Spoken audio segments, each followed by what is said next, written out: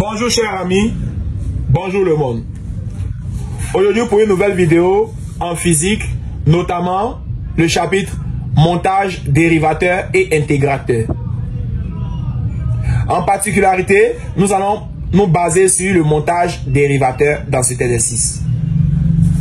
Régime linéaire et régime saturé. Exercice 2. Dans le montage ci-dessous, l'amplificateur opérationnel est idéal et fonctionne en régime linéaire. C'est-à-dire, VE plus égale à VE moins, point virgule, I plus égale à I moins, qui est égal à 0. 1. En respectant les conventions utilisées sur le schéma, exprimer les tensions UC en fonction de petit e et UR en fonction de US. 2. Exprimer la tension de sortie US en fonction de grand R, grand C et de la dérivée de petit e par rapport au temps. 3. De quel type de montage s'agit-il? Justifiez votre réponse. 4. La tension d'entrée EDT est une tension en dents de scie, dont les caractéristiques sont portées sur le graphe ci-dessous. 4.1. Déterminer la période T et la fréquence N de ce signal. 4.2. Exprimer le signal de sortie US en fonction du temps. 4.3. Représenter sur le même graphe EDT et USDT. Chers amis, sachez bien que E plus signifie l'entrée inverseuse, non inverseuse, et E moins signifie l'entrée inverseuse. I est l'intensité du courant. On aura donc I plus qui est égal à I moins, qui est égal à 0. Chers amis, merci. Nous allons passer à la correction de ce sujet. Bonjour chers amis, bonjour le monde. Aujourd'hui pour une nouvelle vidéo en physique, notamment chapitre montage dérivateur et intégrateur. Dans cette vidéo, je vous propose de vous décortiquer les codes et secrets sur ce chapitre. Et de plus, connaître la différence entre un montage dérivateur et un montage intégrateur. Lorsque l'on parle de montage dérivateur, la tension aux bornes de sortie est égale ou est proportionnelle à la dérivée de la tension aux bornes d'entrée. Mais lorsque l'on fait allusion à montage intégrateur, nous devons savoir tout simplement que la tension de sortie est proportionnelle à la primitive de la tension d'entrée. Alors, savoir ce que l'on appelle dans un premier temps un régime linéaire. Lorsque le régime est linéaire, la différence de potentiel entre l'entrée inverseuse et l'entrée non inverseuse doit être égale à 0. D'où, ça signifie simplement que I plus est égal à I moins qui donnera encore 0. Mais dans le cas de régime, comme l'a signifié régime saturé, on aura donc la valeur absolue de la tension de sortie est inférieure donc à tout simplement V saturé. Alors, chers amis, sans toutefois trop tarder, nous allons résoudre un exercice parlant ici de montage dérivateur. Et dans un second sujet, nous allons aborder le montage intégrateur. Ici, comment faire face à certains sujets sur le montage dérivateur? Il est très simple d'abord de connaître la loi des mailles. La tension, vous devez chercher les tensions. Une fois que vous trouvez les tensions, alors vous pouvez donc établir les différentes expressions que le professeur vous demande. Alors, tout en parlant de comment reconnaître un exercice tout simplement de montage dérivateur et intégrateur. Alors, ce que je dois savoir, si les courants d'entrée sont négligeables, alors I- égale à I plus égale à 0. Deuxième astérisque, l'entrée inverseuse E- et l'entrée non inverseuse E plus sont pratiquement au même potentiel. Du coup, VE plus moins VE moins égale à UD qui est environ 0. Alors, nous sommes encore en régime linéaire. Alors, la tension de sortie est toujours inférieure à la tension de saturation. D'où notre valeur absolue de US doit être inférieure à la tension saturée, en régime saturé. Alors, chers amis, voici donc un exercice, un petit plan de schéma illustrant toute cette situation. Alors, chers amis, nous allons tant de fois passer à la correction de notre sujet. Ici, pour la première question, nous dit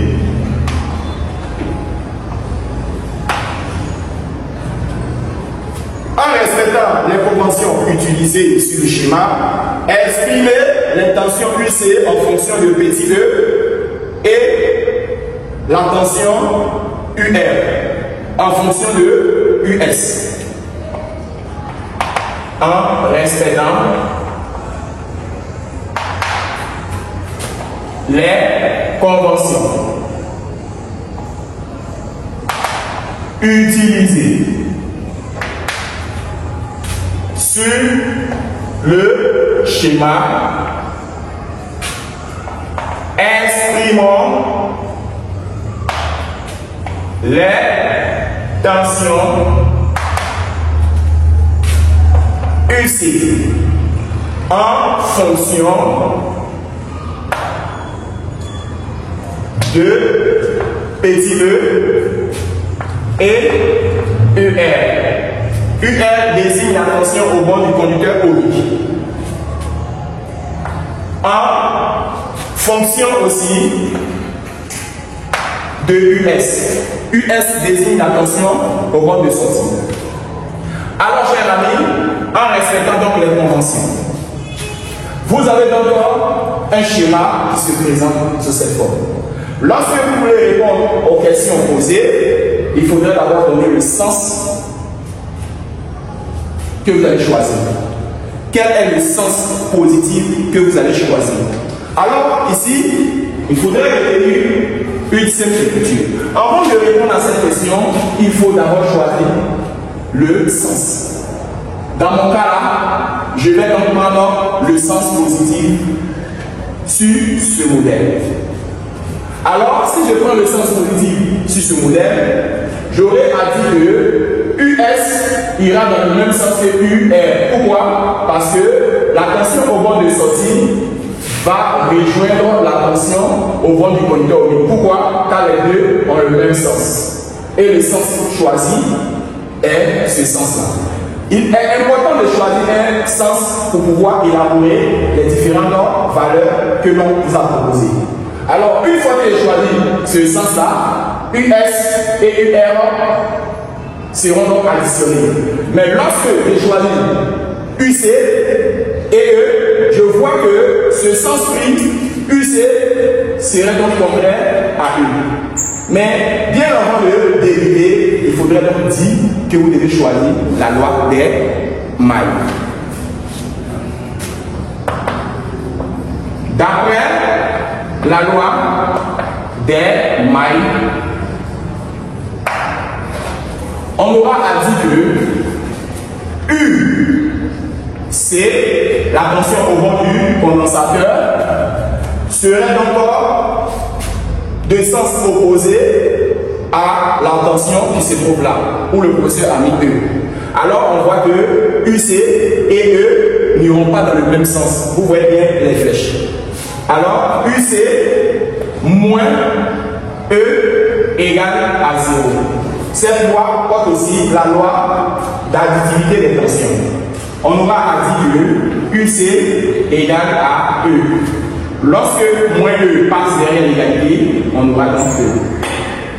Notre première information est trouvée. Partons désormais à l'information US et l'information UR. D'après la loi de Maille,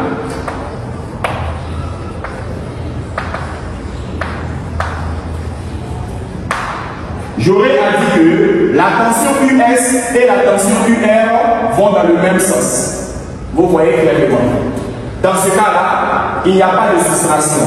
On aura à dire que UR additionné à US égale à 0. Une fois que c'est fait, on aura à dire que US égale à moins UR. Vérifions d'abord la première question. En respectant les conventions utilisées sur le schéma, on parle de ce schéma-là, exprimer l'intention UC en fonction de E. Nous voyons clairement que UC est exprimé en fonction de E. Chers amis, vous voyez que ce n'était pas publié. Et aussi UR en fonction de SUS. Alors, si UR plus US égale à 0, c'est que US égale à moins UR. Ou du moins ça, UR aussi à son tour égale à moins US. Donc, US est l'opposé de UR. Quant à UR est l'opposé de US. La première question vient d'être résolue grâce à UC qui est égal à E et US qui est égal à moins UR. Alors, chers amis, sans toutefois tarder, nous allons aborder la prochaine question. Pour la deuxième question, l'on nous demande d'exprimer la tension de sortie US en fonction de R, C et de la dérivée de petit e par rapport au temps. Dérivée de E par rapport au temps. Chers amis, comment exprimer la tension de sortie US en fonction de URC et de la dérivée de E par rapport au temps? D'après l'information précédente, Coulomb avait dit, d'après la loi des mailles, que UR égale à moins US ou du moins US égale à moins UR. Nous allons utiliser cette expression-là pour trouver la réponse dont le professeur demande à savoir. Que représente UR? UR est la tension au bord du conducteur conique. Nous savons très bien que la tension au bord du conducteur conique égale à R fois I. Alors, nous allons remplacer UR fois R fois I. On aura US égale à moins remplacer UR par R fois I. Une fois que c'est fait, nous allons aussi parler de I. On sait que I égale à la dérivée de Q par rapport au temps. Lorsque vous vous rappelez très bien dans le cours du LC, on aura à dire que si I est la dérivée de Q par rapport au temps, alors il est clair que nous maîtrisons la tension UC, c'est-à-dire la tension au bord du condensateur vaut Q sur C. Après cette information, nous allons donc tirer si QC égale à Q sur C, alors Q vaut UC multiplié par C. Or, précédemment, nous avons signifié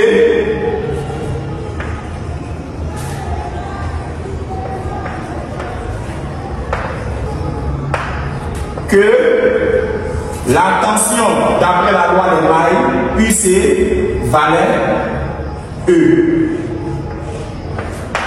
Nous allons donc remplacer UC à E. Notre propriété deviendra Q égale à E fois C. Une fois que c'est fait, Nous allons encore utiliser l'expression là. On aura I qui est égal à la dérivée de EC par rapport au temps. On aura donc à dire que C va sortir multiplié par la dérivée de E par rapport au temps. Voici donc l'expression de I. I égale à C dérivée de E par rapport au temps. Nous allons encore prendre notre information US et dire que comme US égale à moins RI avec I qui est égal à C dérivé de E par rapport au temps, on aura US qui est égal à moins R multiplié par ce C multiplié par la dérivée de E vis-à-vis du temps. Voici donc la réponse à cette question. Parlons désormais de la question numéro 3. De quel type de montage s'agit-il? Puis de justifier notre réponse.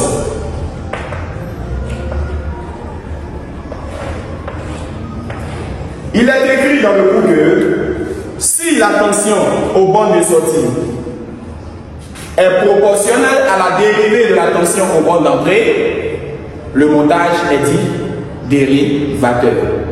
Mais si la tension aux bornes de sortie est proportionnelle à la primitive de la tension aux bornes d'entrée, le montage est dit intégrateur. Nous voyons que la tension US est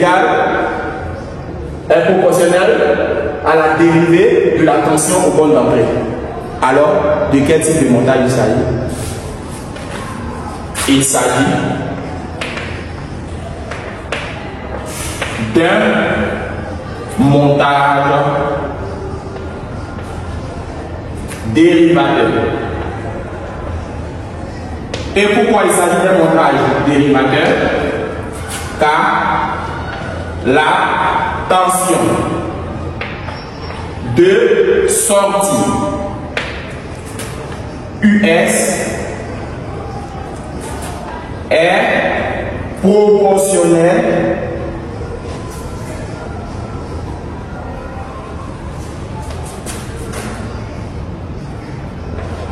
à la dérivée de la tension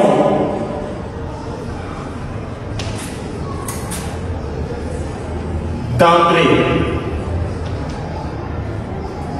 E ou simplement E dans notre cas. Voici pourquoi nous avons calculé le montage de dérivateur.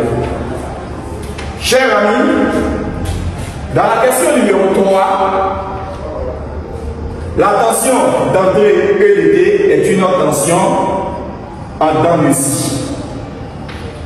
La tension d'entrée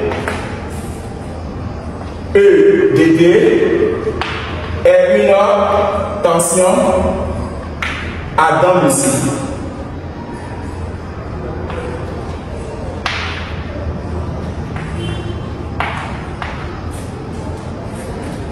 Ici, en 3.1, l'on demande de déterminer la période et aussi la fréquence. Grand L du signal. Pour ceux qui vont faire à l'université l'électrotechnique, vous allez rencontrer le traitement du signal. Alors, il faudrait donc maîtriser bien le cours de montage intégrateur-dérivateur. Comment déterminer donc la période sur une graphe? C'est très simple. Il faudrait regarder l'axe des temps. Une fois que vous avez signifié ou vous avez remarqué, vous avez vu l'axe des temps, il faudrait donc prendre les sommets en mesurant combien de carreaux sur la sensibilité horizontale font ces différents points du sommet. Une fois que vous trouvez, alors il est impératif de déterminer la période. Chers amis, ensemble, je vais vous montrer comment on détermine la période du sujet. Chers amis, vous regardez ce graphe. 0, 1, 2 et 3. Réflexion, nous voyons que à chaque fois, ici, peut représenter la moitié entre 0 et 1. La moitié entre 0 et 1 est de 0,5. Ici, on a 1. Entre 1 et 2, il y a aussi une moitié. On peut l'appeler 1,5. Entre 2 et 3, il y a aussi une moitié qui est appelée 2,5.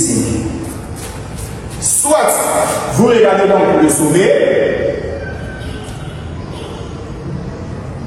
pour en déduire le temps exprimé dans notre cas ici en millisecondes que nous allons remettre en secondes. Nous allons donc prendre les deux sommets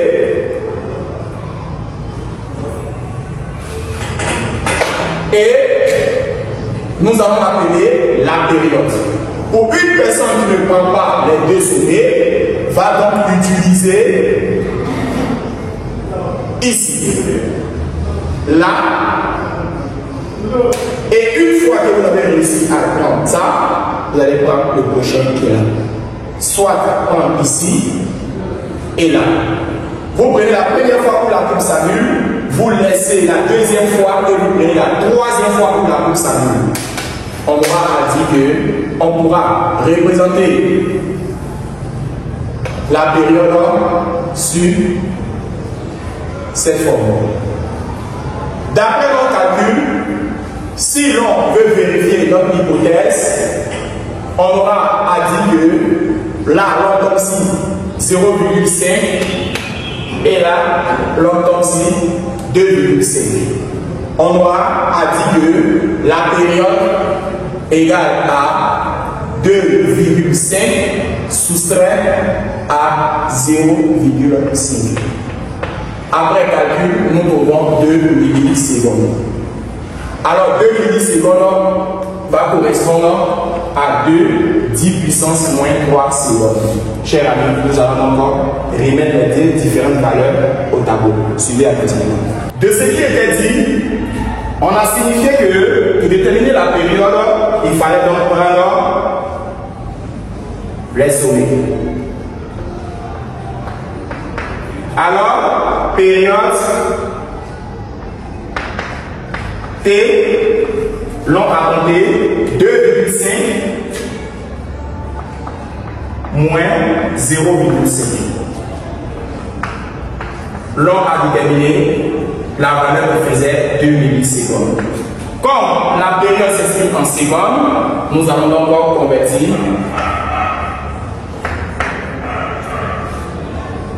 millisecondes en secondes. Alors, ça fait 2 puissance moins 3 secondes. L'on va donc résoudre la prochaine question appelée la fréquence.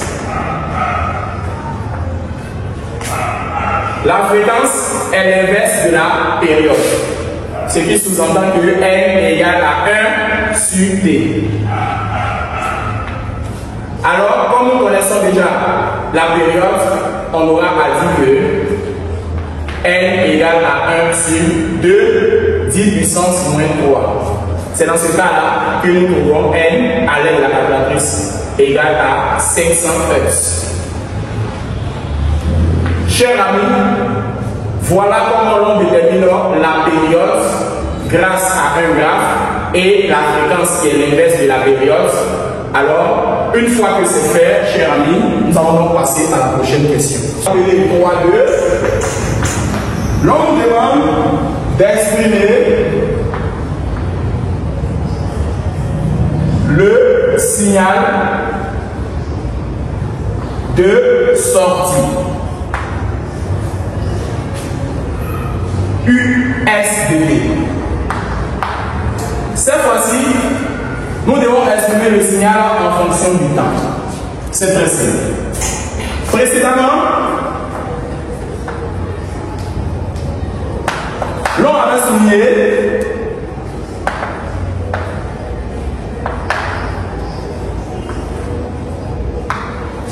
que US égale à moins RC dérivé de E par rapport au temps. On aura donc à dire que US de D égale à moins RC dérivé de E de D par rapport au temps. Or, la dérivée de E par rapport au temps peut engendrer une autre formule, la variation de E sur variation du temps. Chers amis, nous allons donc ici déterminer donc cette variation. Là, nous allons donc dire que US peut s'écrire moins RC, variation de E sur variation du temps. Comment donc on va déterminer ces différentes variations? Il faudrait donc regarder le schéma qui est en train de varier et dire que nous allons être sur des différentes phases. La première phase, c'est de quel temps à quel temps nous allons choisir. Et la seconde phase, c'est de quel temps à quel temps nous allons choisir. Ici, c'est le point de départ, là est le point d'arrivée. Donc je répète. Le point de départ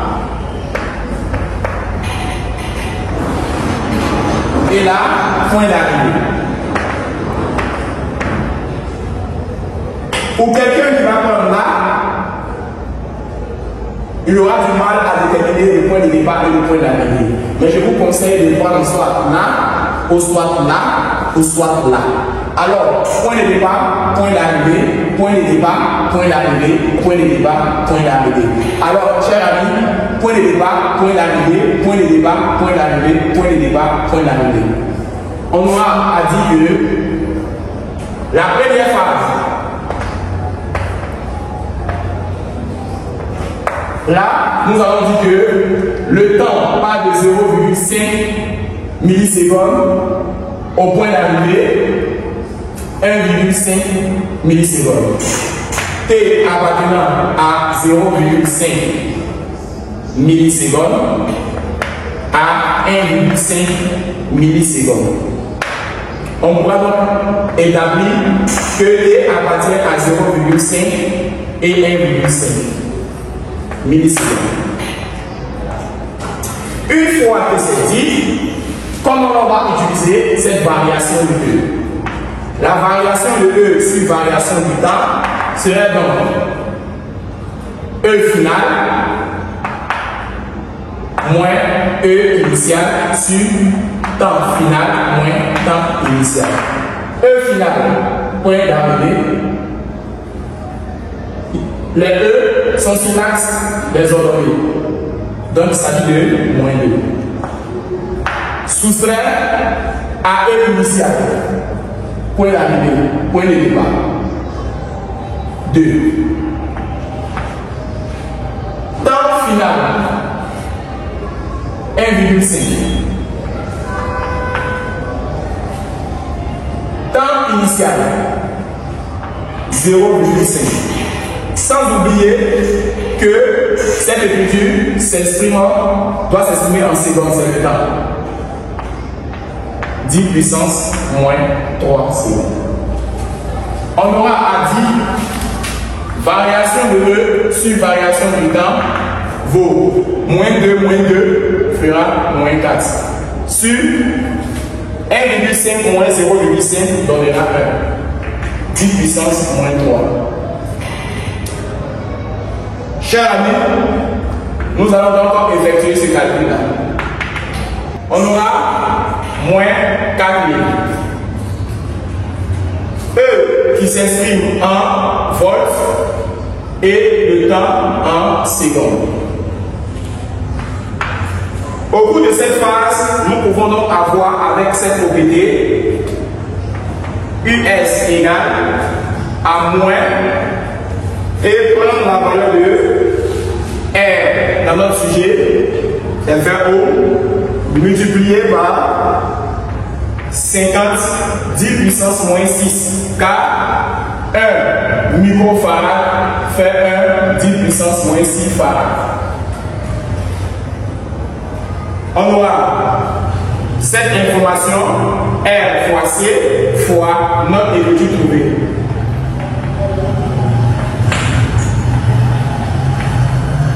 Plus 4 volts. On va trouver sur la première phase, nous allons encore utiliser la deuxième phase. La deuxième phase, le temps appartient pendant la deuxième phase à 1,5 qui est le point de départ ici, entre ces cas, et devient le point de départ là et le point d'arrivée là. Donc, le premier temps est 1,5, le second temps est 2,5. Temps appartenant à 1,5 millisecondes et 2,5 millisecondes. On pourra dire que T appartient à 1,5 et 2,5 et ça s'exprime en millisecondes. Une fois c'est fait, on aura à dire variation de E sur variation du temps serait donc égal à E final moins E initial sur temps final moins temps initial. E final, le point de départ, le point d'arrivée ici. Le point de départ, le point d'arrivée. Le point d'arrivée, si l'on projette, on obtient 2. Moins le point de départ, on obtient moins 2. Donc on a 2 moins 2. Sur temps final. Le temps final, il s'agit de 2,5 moins 1,5. 10 puissance moins 3 pour exprimer ça en secondes. Variation de E sur variation du temps, on aura 2 moins, on aura donc plus ici, et on aura 4 sur, ici on aura 1, 10 puissance moins 3. Une fois que c'est fait, l'on trouvera variation de E sur variation du temps, qui vaut 4000 ans. Et une fois que nous avons trouvé 4000 ans, nous allons mettre en volts par seconde. Une fois que c'est fait, nous allons toujours utiliser l'une des propriétés fondamentales de notre tension au bord de sortie. Une fois que c'est fait, nous allons remplacer ça par sa valeur et RC par la valeur donnée dans le sujet. Si ce je vous demande de suivre attentivement dans la prochaine étape. Alors, après avoir fini de déterminer la variation de E sur variation du temps, on aura à utiliser la propriété de US qui est égale à moins RC, variation de E sur variation du temps. Alors, une fois que c'est fait, nous allons faire l'application numérique. US vaut moins 20 multiplié par C qui vaut 50 et C était en microfarad, donc 50 10 puissance moins 6 farad multiplié par variation de E sur variation du temps, nous avons donc trouvé 4000. Alors, US vaut moins 4 volts. Comment représenter ça sur le graphe? La dernière question nous demande de représenter. Il s'agit de 3, représentons US sur le graphe.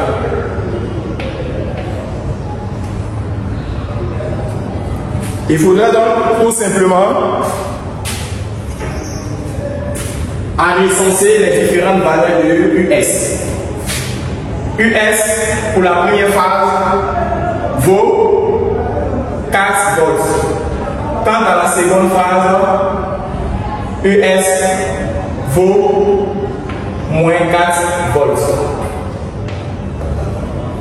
Alors, l'unité, après 0 vient moins 2, après moins 2, ici, nous allons mettre moins 4. Après 0 vient 2 et après 2 vient 4. Pour représenter US, il faudrait donc prendre les différentes informations sur les sommets. Une fois que c'est prise, nous allons donc descendre.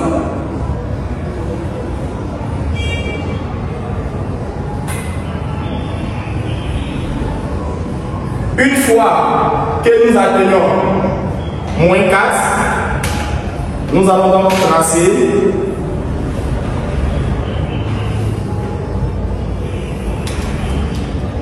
et nous allons trouver moins 4 volts. Et là aussi, nous allons trouver 4 volts. Nous allons aller jusqu'à 4.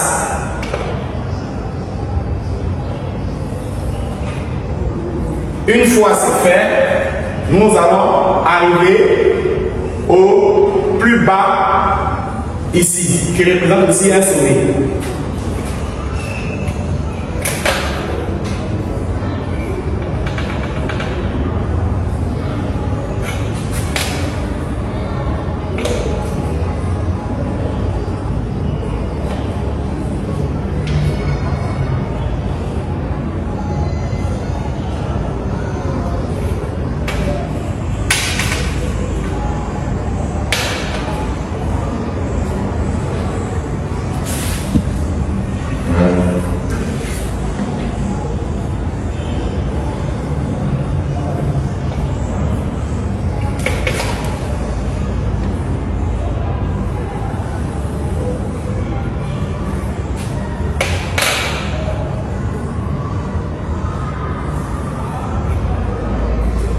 Alors nous avons dit que le premier temps était de 0,5 à pratiquement la moitié qui était là.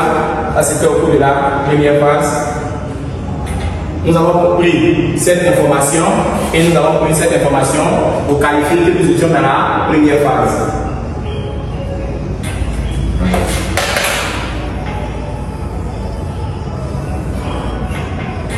Pour la seconde phase, nous avons aussi trouvé les différentes informations. La seconde phase commençait à 1,5 et à 2,5. La première phase, nous avons trouvé 4 volts. Pour la seconde phase, nous avons trouvé moins 4 volts.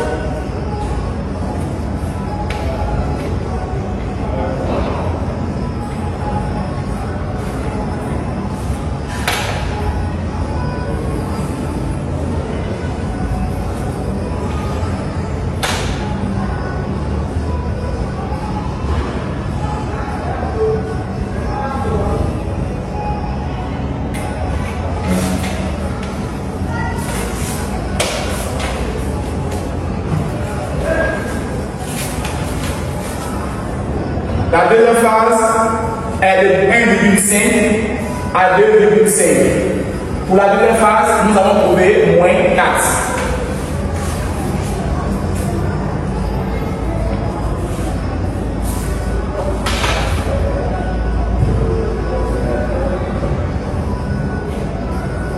Alors, chers amis, voici donc la première phase, nous allons trouver 4. La seconde phase, nous allons trouver moins 4. Chers amis, ici pour faire notre exercice. Les pins sont représentés d'une manière rectangulaire et les E sont représentés d'une manière triangulaire. Nous voyons donc clairement la première phase de 0,5 à 1,5 et de 1,5 à 2,5 dans notre sujet. Chers amis, nous sommes à la fin de cette vidéo. Merci et prochaine fois.